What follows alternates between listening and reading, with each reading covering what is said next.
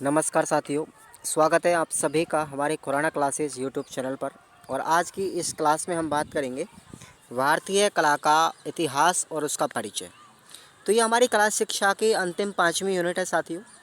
आप लोग से मैं आग्रह करना चाहूँगा कि आप सभी विद्यार्थी हमारे टेलीग्राम को ज्वाइन कर लें और इसी वीडियो के डिस्क्रिप्शन बॉक्स में आपको टेलीग्राम का लिंक दिया गया है। और आपके लिए इसी चैनल पर रीट के लिए भी क्लासें चलेंगी। आप लोग तैयार रहेंगे, जैसे ही तुम्हारी अभी एग्ज़ाम ख़त्म होंगे आपको रीट की तैयारी में लग जाना है। और मैं रीट के लिए आपको क्लासें दूंगा यूट्यूब पर भी, और उसके नोट्स भी आपके लिए मैं टेलीग्राम पर अवेलेबल करवा दूंगा, चिंता नहीं करना है। और एप्लीकेशन भी आपका जो है, एप्लीकेशन की खुराना क्लासेस जो है ना एप्लीकेशन, इस पर भी मैं आपको कुछ चीज़ें लॉन्च करूँगा, ठीक है ना, टेंशन मत लीजिए आप लोग। तो क्वेश्चन पर आते हैं। इंपॉर्टेंट क्वेश्चनों की श्रेणी में सबसे पहले हम बात करेंगे कि आपको ऑब्जेक्टिव टाइप के जो क्वेश्चन है वो सब पढ़ के जाने, ठीक है ना भाई। तो देखिए, जंगली भैंसे का आखेट चित्र किस शैली में निर्मित हुआ है? तो वो है हमारा होशंगाबाद शैली के अंदर, ठीक है। प्राग ऐतिहासिक चित्रों में निम्न में से कौन सा रंग प्रयुक्त किया जाता है? तो हमारे लाल, काला और सफ़ेद, ये तीनों ही रंगों का प्रयोग होता है, ठीक है। अगला क्वेश्चन है कि मरते हुए भैंसे का चित्र किस गुफा में प्राप्त हुआ? मरते हुए भैंसे का जो चित्र है वो किस गुफा में मिला? तो साथियों याद रखना, सिंघनपुर गुफा के अंदर। अजंता की कौन सी गुफा संख्या में मरणासन राजकुमारी का चित्र निर्मित है? यानी कि अजंता के अंदर बहुत सारी गुफाएं हैं, तो कौन से नंबर की गुफा है जिसमें मरणासन स्थिति में जो राजकुमारी का चित्र बना हुआ है वो मिला है? तो वो है हमारी अजंता की गुफा 16वें नंबर की, ठीक है ना। अजंता के अंदर बहुत सारी गुफाएं हैं। अगला क्वेश्चन है, भगवान बुद्ध के जीवन की घटनाएं अजंता की कौन सी गुफा में निर्मित हैं? तो गुफा नंबर हमारी आएगी 2, याद रखना, गुफा नंबर 2 में भगवान बुद्ध के जीवन की घटनाओं का चित्रित किया गया है। मेवाड़ शैली की कौन सी उपशैली आज भी अपनी निरंतरता बनाए हुए है? तो याद रखना, नाथ द्वारा शैली, जहाँ पर राजसमंद के अंदर आती है नाथ द्वारा शैली, आप लोग याद रखेंगे। अगला क्वेश्चन अपना आता है, देखिए, आधुनिक भारतीय कला के पुनर्जागरण आंदोलन के प्रवर्तक कौन माने जाते हैं? तो आंसर होगा आपका अवनींद्रनाथ टैगोर। इंपॉर्टेंट क्वेश्चन है, निशान लगा लीजिए। आधुनिक भारतीय कला के पुनर्जागरण आंदोलन के प्रवर्तक अवनींद्रनाथ टैगोर। अगला क्वेश्चन है, कांसे की नर्तकी की मूर्ति किस स्थान से प्राप्त हुई है? ये भी अच्छा क्वेश्चन है। आंसर होगा आपका मोहनजोदड़ो से। कहाँ से हुई है? मोहनजोदड़ो सभ्यता से हुई है। नेक्स्ट क्वेश्चन देखेंगे आप लोग, लोक नाट्य कला का उत्थान किस भाषा में हुआ है? तो क्षेत्रीय भाषा में हुआ है। गीत गोविंद के रचयिता कौन है? तो याद रखेंगे आप लोग, जयदेव है। गुप्त काल का कौन सा शासक स्वयं अच्छा वीणा वादक था? यानी कि गुप्त काल की बात करें तो कौन सा शासक था जो वीणा बजाने में बहुत माहिर था? आंसर होगा आपका समुद्रगुप्त। कौन है? समुद्रगुप्त था। नेक्स्ट क्वेश्चन है, सिंधु घाटी सभ्यता कैसी सभ्यता थी? तो एक नगरीय सभ्यता थी साथियों। अगला क्वेश्चन है, बौद्ध काल में धार्मिक स्थापत्य के रूप में एक विशेष प्रकार के निर्माण का विकास हुआ, जिसे क्या कहा जाता है? स्तूप कहा जाता है। बौद्धकालीन सभ्यता के अंदर स्तूप बहुत ज़्यादा मिले हैं। नेक्स्ट क्वेश्चन है अपना, स्थापत्य या फिर धार्मिक या फिर लौकिक कला एवं संस्कृति के उत्थान का स्वर्णिम युग माना जाता है? तो वो किसका है? गुप्त काल का ही है। किसका है? गुप्त काल का। बंगाल, उड़ीसा व पूर्वी बिहार में लोक नाटक किस नाम से प्रसिद्ध है? तो याद रखना आप लोग, यात्रा के नाम से प्रसिद्ध है। किस नाम से? यात्रा के नाम से। अगला क्वेश्चन है कि राजस्थान में लोक नाट्य नौटंकी के अतिरिक्त अन्य किस नाम से इसे जाना जाता है?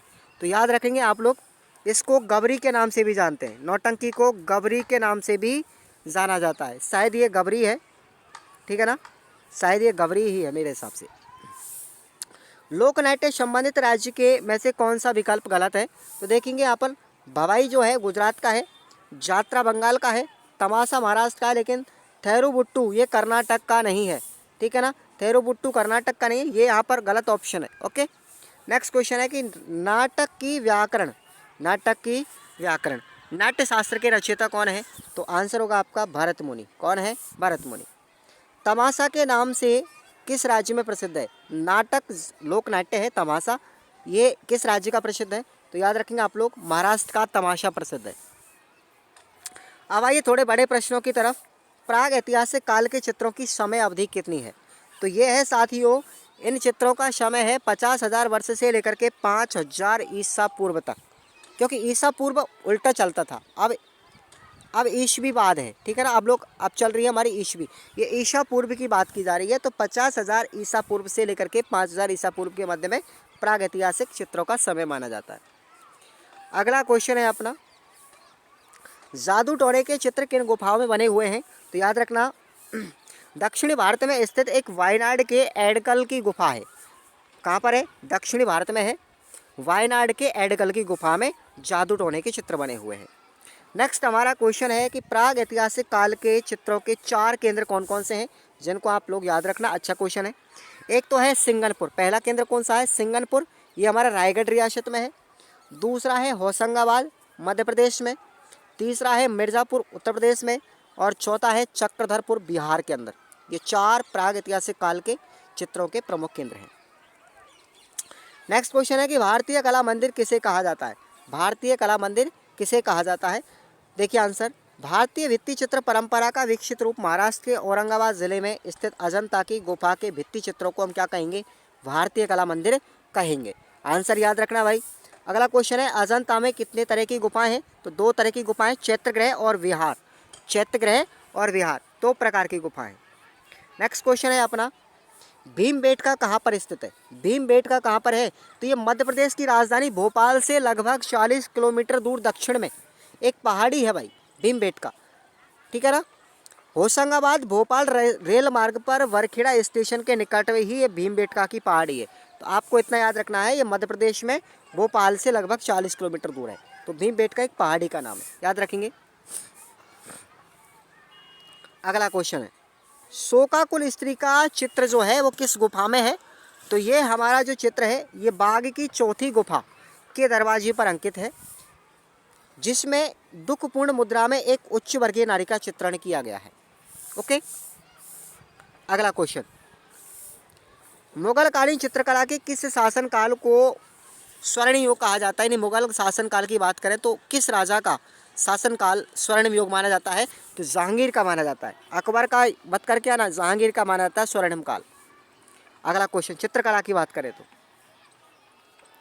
अगला क्वेश्चन है हमारा, भारत में मुगल शैली के प्रमुख केंद्र, भारत की बात करें तो दिल्ली, आगरा, फतेहपुर सीकरी और लाहौर, ये हमारे 5 स्थान थे जो मुगल शैली के प्रमुख केंद्र रहे। राजस्थान की उत्पत्ति, राजस्थानी चित्र शैली की उत्पत्ति किससे मानी जाती है? ये मानी जाती है साथियों जैन चित्र शैली अपभ्रंश से मानी जाती है। नेक्स्ट है कि मेवाड़ शैली का स्थान सबसे ऊंचा क्यों है और इसका आरंभिक केंद्र कौन सा था? तो इसका राजस्थानी चित्र शैली का जो उद्भव और विकास है वो मेवाड़ भूभाग से जाना जाता है। अतः राजस्थानी चित्र कला में ऐतिहासिक परंपरा की दृष्टि से मेवाड़ शैली का सबसे ऊंचा स्थान रहा और इसका आरंभिक केंद्र क्या था? चावंड था। क्या था? चावंड था। और इसी चावंड को महाराणा प्रताप ने अपनी राजधानी बनाया था, ध्यान रखना आप लोग। मेवाड़ चित्र शैली की उपशैलियाँ कौन कौन सी हैं? तो याद रखेंगे आप लोग, देवगढ़ है, नाथद्वारा, उदयपुर, देसूरी, सावर, शाहपुरा और भौमट। ये आप लोग 3rd ग्रेड में भी पढ़ेंगे साथियों। राजस्थान की कला संस्कृति में राजस्थान की उपशैलियाँ यानी कि स्कूल पेंटिंग शैलियाँ जिसको बोलते हैं, ठीक है ना। तो ये अपने टॉपिक बहुत अच्छा है और एक प्रश्न अपना एग्जाम में हर बार आता है 3rd ग्रेड के अंदर, तो पढ़ना है इस टॉपिक को बड़े जोर शोर के साथ में, टाइम आनो दे एक बार। अगला क्वेश्चन है, मारवाड़ शैली का प्रधान केंद्र कहाँ पर रहा? तो मारवाड़ शैली के 2 स्थान है जो प्रधान केंद्र है, एक तो पाली है और दूसरा जोधपुर। नेक्स्ट है कि ढूंढाड़ शैली की प्रमुख उपशैलियाँ कौन कौन सी हैं? तो ढूंढाड़ की याद रखना, जयपुर, अलवर, उनियारा और शेखावाटी। क्लियर। अगला क्वेश्चन, कोटा शैली में जो दृश्य चित्र बनाए गए थे वो किस विषय वस्तु से संबंधित थे? तो एक चीज़ आप लोग याद रखना, कोटा एकमात्र ऐसी शैली है जिसमें शिकार के चित्र दिखाए गए हैं। किसके? शिकार के चित्र दिखाए गए हैं। अगला क्वेश्चन, किशनगढ़ शैली के चित्र किस पर आधारित हैं? तो ये हमारे वैष्णव संप्रदाय के आराध्य देवता भगवान श्री कृष्ण और राधा के जीवन चरित्र पर आधारित है। इंपॉर्टेंट क्वेश्चन आता है कि किशनगढ़ शैली के प्रसिद्ध चित्रकार कौन थे? तो याद रखना, मोर ध्वजा निहाल चंद, ठीक है ना, मोर ध्वजा निहाल चंद थे। और इन्हीं मोर ध्वज निहाल चंद की बात करें तो इनको सावंत सिंह के नाम से भी जाना जाता था और ये राजा थे, कहाँ के? किशनगढ़ के राजा थे और इसी राजा के काल को स्वर्णिम काल कहा जाता है, किशनगढ़ शैली का। इसलिए आप लोग याद रखना, राजा सामंत के काल को स्वर्णिम काल कहा जाता है किशनगढ़ शैली का। और इसके प्रसिद्ध चित्रकार थे मोरध्वज निहाल चंद। और ये मोरध्वज निहाल चंद सामंत सिंह का ही नाम था भाई, याद रखेंगे आप लोग, ठीक है। और किशनगढ़ शैली को हम क्या कहेंगे? किशनगढ़ शैली को हम बनी ठनी शैली के नाम से भी जानते हैं। और राजस्थान की मोनालिसा, राजस्थान की मोनालिसा किसे कहते हैं? किशनगढ़ शैली को ही कहा जाता है। आइए अगला क्वेश्चन देखिए, आप लोग आ चुके हैं हमारे सारे के सारे क्वेश्चन, ठीक है ना। प्रसिद्ध चित्र है इसका बनी ठनी, इसलिए इसको बनी ठनी शैली भी कहते हैं। राजस्थान शब्द का सबसे पहले प्रयोग किस इतिहासकार ने किया था? तो कर्नल जेम्स टोड ने किया था। ये हमारे राजस्थान के पॉलिटिकल एजेंट भी रहे थे और इनको घोड़े वाले बाबा के नाम से भी जानते हैं। और राजस्थान का सबसे पहले प्रयोग इन्होंने किया था और राजस्थान का इतिहास भी इन्हीं की देन है। और काश अगर आज कर्नल जेम्स टोड नहीं होते तो आज हम इतिहास में इतनी माथापच्ची नहीं करते। आप लोग पढ़ना कभी, कर्नल जेम्स टोड का ही योगदान है हमारे पूरे राजस्थान के इतिहास में। आइए देखो, मेवाड़ शैली की अगर उपशैली पूछे तो ये आप लोग पढ़ चुके हैं, उदयपुर देवगढ़ चामुंडनाथ द्वारा। मेवात शैली वह है जयपुर, अलवर, उनियारा और शेखावाटी, ठीक है। आगे बात करते हैं। भारत माता नामक चित्र जो अवनींद्र नाथ के द्वारा बनाया गया था वो कब बनाया गया था? तो 1905 में बनाया गया था। आधुनिक भारतीय कला का प्रारंभिक काल कब से माना जाता है? तो 1895 से लेकर के 1920 के मध्य माना जाता है, ठीक है। अगला क्वेश्चन, अवनींद्रनाथ टैगोर की जो कला है वो किस नाम से प्रचलित हुई थी? तो साथ ही याद रखना ये कला उनकी बौश पद्धति के नाम से प्रचलित हुई थी। ओके, चलिए अगला क्वेश्चन है अपना, बंगाल शैली की विशेषता देखो। इस शैली के प्रेरणा स्रोत अजंता, मुगल व राजस्थानी चित्र थे। बंगाल शैली की महत्वपूर्ण विशेषता चित्रों में रंग योजना थी, जिसे हम बौश तकनीकी कहते हैं। बंगाल शैली को अवनींद्रनाथ ठाकुर ने या टैगोर ने ही बनाया था भाई। अमृता शेरगिल के चित्रों की विशेषता, अमृता शेरगिल के चित्रों में भारतीय विषयों की नवीनता, तकनीकी नवलता, रेखा की लय, छंद और रंगों की सबल चेतना है। उनके चित्रों में रंग विधान की नवीनता, चमक और रंगों के अत्यधिक बल या फिर विविध रंग भी वह है। अगला क्वेश्चन है, देखिए आप लोग आते हैं थोड़ा नीचे स्क्रॉल करके। गुप्त काल के 3 कला केंद्र आप लोग याद रखने हैं, मथुरा है, सारनाथ है और पाटलिपुत्र, ठीक है। अगला क्वेश्चन, समकालिक भारतीय मूर्तिकला से क्या तात्पर्य है या क्या अभिप्राय है? तो समकालिक भारतीय मूर्तिकला मानव की शाश्वत भावनाओं का मूर्त रूप है तथा परंपराओं का विकासवादी दृष्टिकोण भी। सिंधु सभ्यता से प्रारंभ होकर के मध्य युग से गुजरते हुए आधुनिक काल तक अगणित मूर्ति शिल्प इसके प्रमाण रहे हैं। अब बात करते हैं इंडो इस्लामिक शैली का नाम सबसे पहले किसने प्रयोग किया था? तो 13वीं शताब्दी से लेकर के 17वीं शताब्दी के मध्य में भारत में मुगल साम्राज्य की स्थापना के बाद जिसे वास्तु शैली का उद्भव हुआ उसे वर्सी ब्राउन ने इंडो इस्लामिक शैली नाम दिया। तो किसने दिया था? वर्सी ब्राउन ने नाम दिया था भाई। अगला क्वेश्चन है, संगीत के इतिहास को कितने भागों में बांटा गया है? तो 3 भागों में बांटा गया है, याद रखना आप लोग। प्राचीन काल ये रहा था आदिकाल से 8वीं ईस्वी तक, दूसरा मध्यकाल जो 800 से 1900 तक चला और आधुनिक काल जो 1900 से लेकर वर्तमान तक है, ठीक है। आइए अब थोड़ा सा हम आगे बढ़ते हैं। अगला क्वेश्चन है कि प्राग ऐतिहासिक काल के चित्रों शैलियों की विशेषता। प्राग ऐतिहासिक काल के जो चित्र थे उन चित्रों की शैली का वर्णन करना है। प्राग ऐतिहासिक काल के चित्रों की शैली व्यक्तित्व के आंतरिक उल्लास और आवेश से परिपूर्ण है। शैली यथार्थतापूर्ण है। मूल रूप में ऐसे काल के चित्र आदिम व्यक्ति के अनुभवों और उसकी आनंदपूर्ण स्थितियों के संकेत और लाक्षणिक नमूने हैं। यहाँ के अधिकांश चित्र रेखांक चित्र कहे जाते हैं। कई रेखाओं से ही आदि मानव ने आसपास के दृश्य जगत के आकारों को व्यक्त भी किया है, ठीक है। अगला क्वेश्चन आप लोग देखेंगे,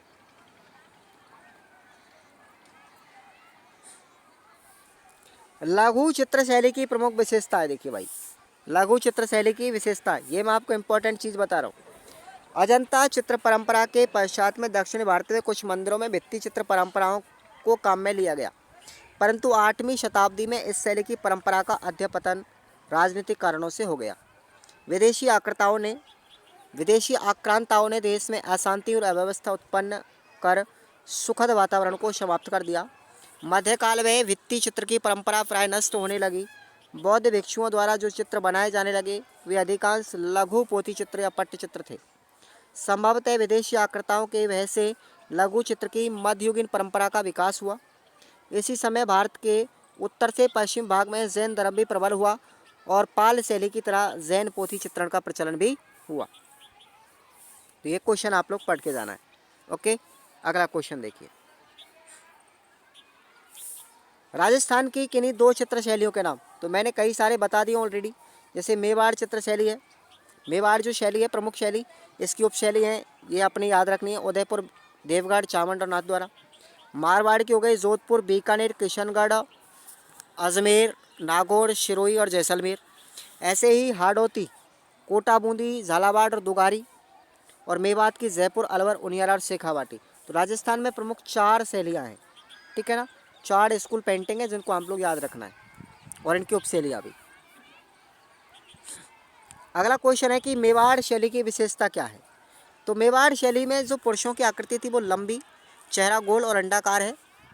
चिबुक और गर्दन का भाग अधिक भारी और पुष्ट बनाया गया है। मुख पर बड़ी बड़ी मूछें और विशाल नेत्र हैं।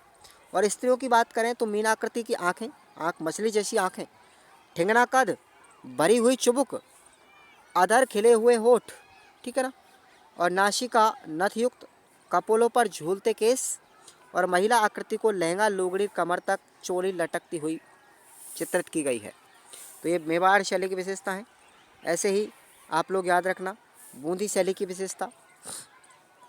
स्त्रियों के रूप में चित्रम में छोटे गोलाकार चेहरे, उन्नत ललाट, उन्नत नासिका, भरे हुए कपोल।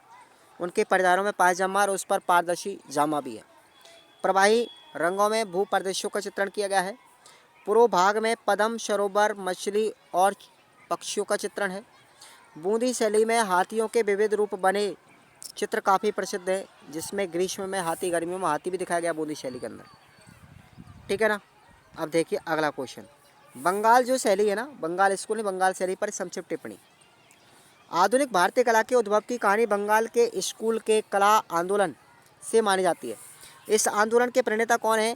Professor E.V. हेबल और डॉक्टर आनंद कुमार स्वामी, A.K. गांगुली, अवनींद्रनाथ ठाकुर। ये सब बंगाल के प्रणेता हैं आंदोलन के। फिर भी तथापि अवनींद्रनाथ ठाकुर का विशेष योगदान रहा।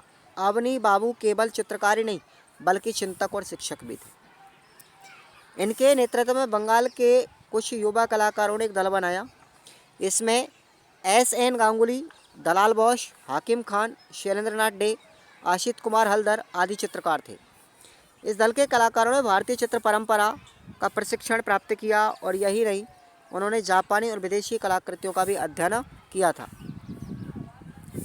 कला के इस नवजागरण आंदोलन में भारतीयता पर अधिक जोर दिया गया, जिसका विरोध होने भी लगा। परंतु देश में मुंबई, चेन्नई, कोलकाता, लखनऊ, जयपुर आदि स्थानों पर कला संस्थान भी खोले गए। कला शिक्षकों की मांग होने लगी। तब बंगाल स्कूल के कलाकारों ने वहां जाकर शिक्षण कार्य के साथ साथ नवाचार का प्रसार भी किया। तो ये आप लोग याद रखना क्वेश्चन अच्छे से। अगला क्वेश्चन है, रवि वर्मा, राजा रवि वर्मा ने भारतीय कला का पुनरुद्धार किया। कैसे किया भाई, स्पष्ट करना है।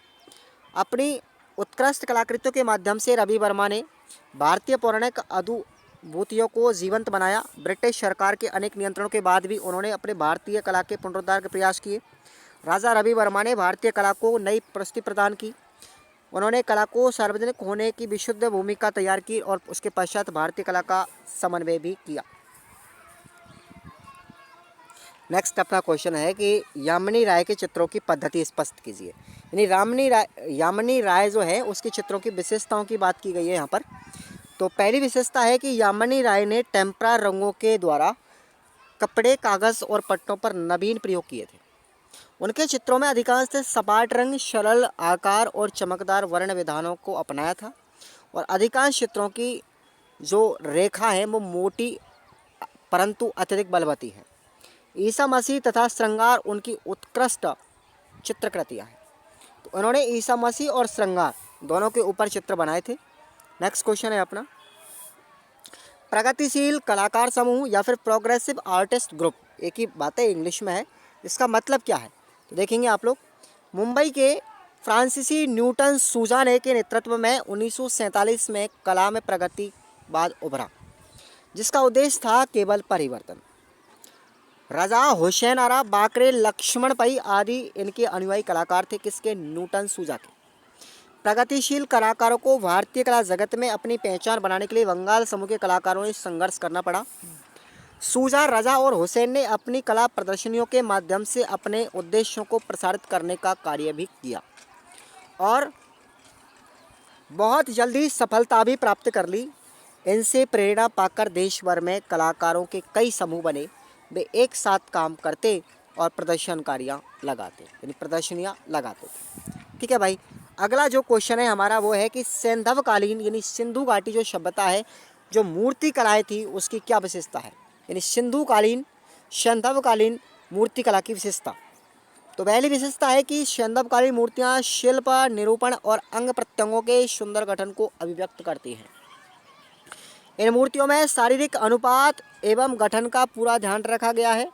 सिंधु घाटी सभ्यता के पुरा उत्खनन केंद्रों से प्राप्त प्रतिमाएं उस युग की शैलीगत विशेषताओं व कलाकार की प्रविधि ज्ञान से अवगत कराती हैं।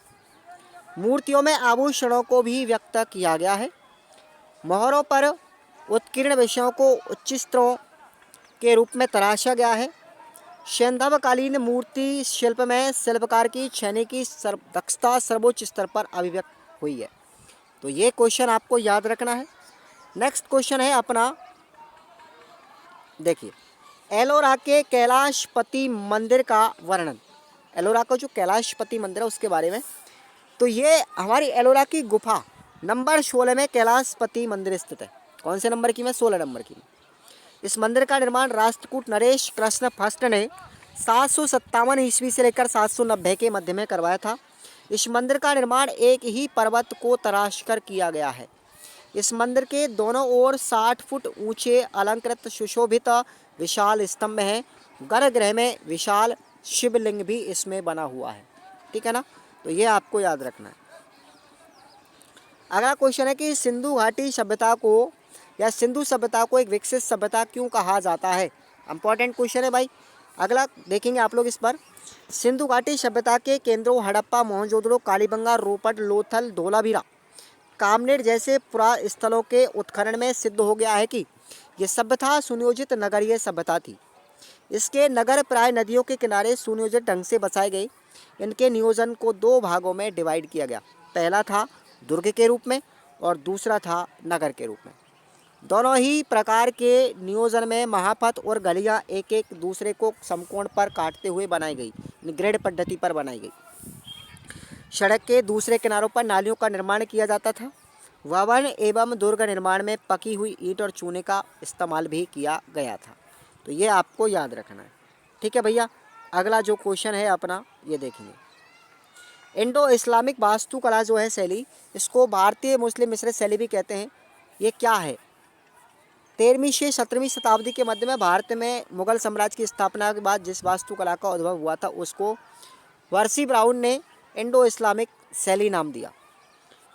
मुस्लिम स्थापत्य कला तत्वों के मिश्रण से जिस कला या शैली का उद्भव हुआ था उसमें हिंदू पारंपरिक स्थापत्य कला रूपों में प्रदर्शनकारी चिन्ह दिखाई देने लगे, परिवर्तनकारी चिन्ह दिखाई देने लगे।